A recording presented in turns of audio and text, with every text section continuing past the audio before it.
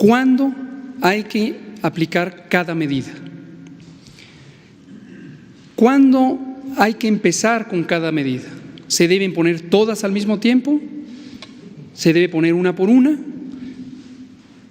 ¿Tienen que ser todas las que modifican las condiciones para prevenir? Estas son preguntas que la población se hace en todo el mundo, para cada país, y es muy importante tener claridad de dónde es el momento óptimo, el momento adecuado de hacerlas.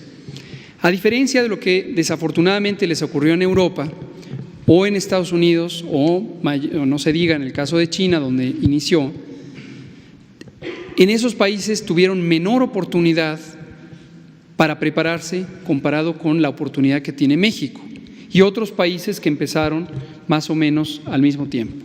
Como hemos dicho, nosotros empezamos a prepararnos desde que supimos que había un pequeño brote de neumonías en la ciudad de Wuhan, China.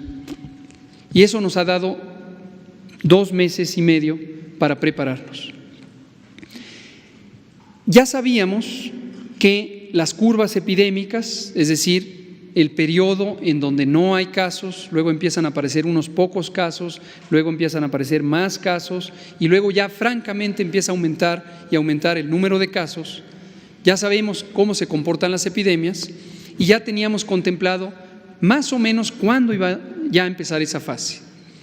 Y a esa fase donde ya la curva epidémica de pocos casos empieza a crecer con muchos casos, esta esquina, este ángulo, le llamamos el punto de inflexión.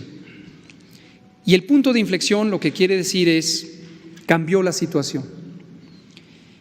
Ese es el momento óptimo de escalar estas medidas y pasar de la contención individual, que hemos venido haciendo desde enero, a las medidas de sana distancia social. Por una razón que es la utilidad ideal de las intervenciones y otra es por hacer al mínimo las consecuencias no deseadas de esas intervenciones. Veamos primero la utilidad, la efectividad. Lo voy a poner con un ejemplo que comenté esta mañana en la Secretaría de Educación Pública. Vamos a suponer que tenemos una escuela de 1,000 niños.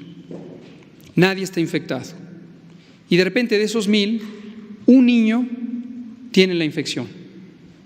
Si yo cierro la escuela en ese momento, voy a tener un efecto positivo, porque estoy evitando que un niño contagie a 999 niños.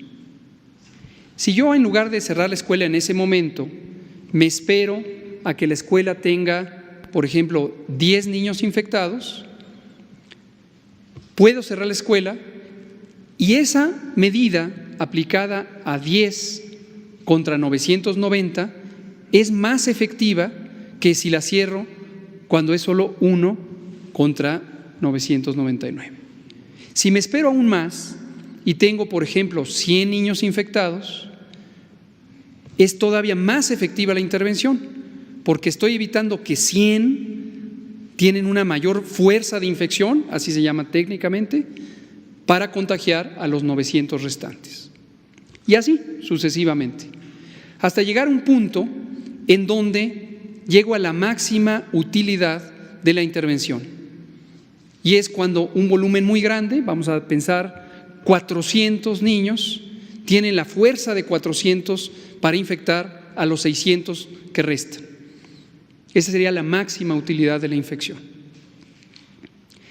Pero si yo me espero hasta llegar cuando haya, por ejemplo, 400 infectados y 600 no infectados, también puede ser demasiado tarde, porque ya no protegí a todos los que se fueron infectando.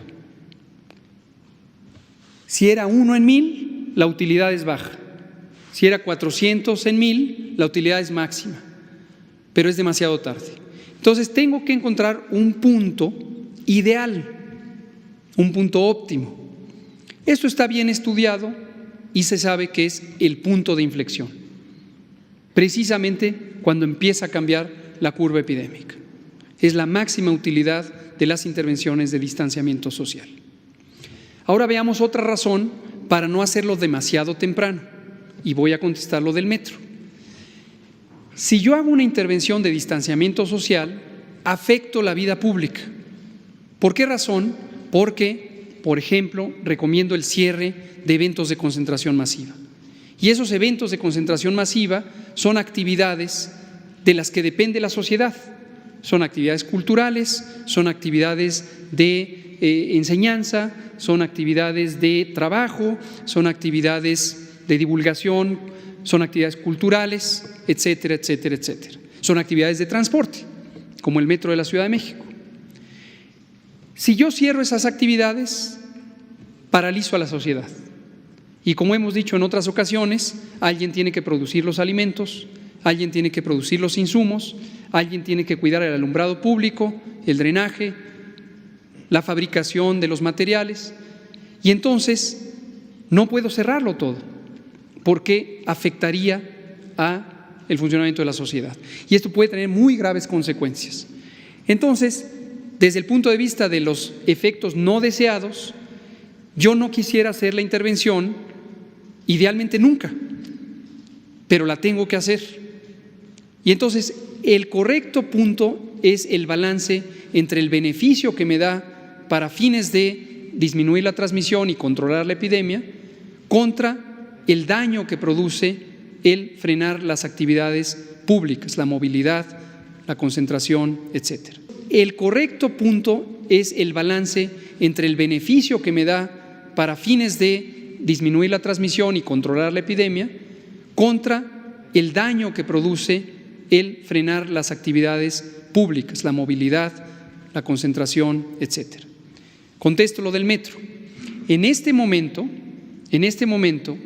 las actividades de transporte interno, no hay duda que pueden representar un mecanismo efectivo de propagación de enfermedades. No hay duda.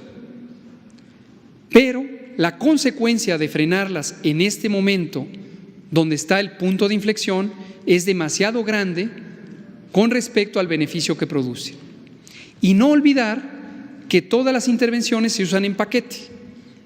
Entonces, no todo el efecto depende del cierre de los espacios públicos. Si en el metro se transportan personas que llegando a sus trabajos utilizan el lavado de manos, si en el metro las personas estornudan de etiqueta y si en el metro las personas que están enfermas no se presentan porque se quedan en sus casas, contribuyen, y entonces en el metro van generalmente personas sanas, y si hubiera una persona no sana, protege su estornudo y se lava las manos.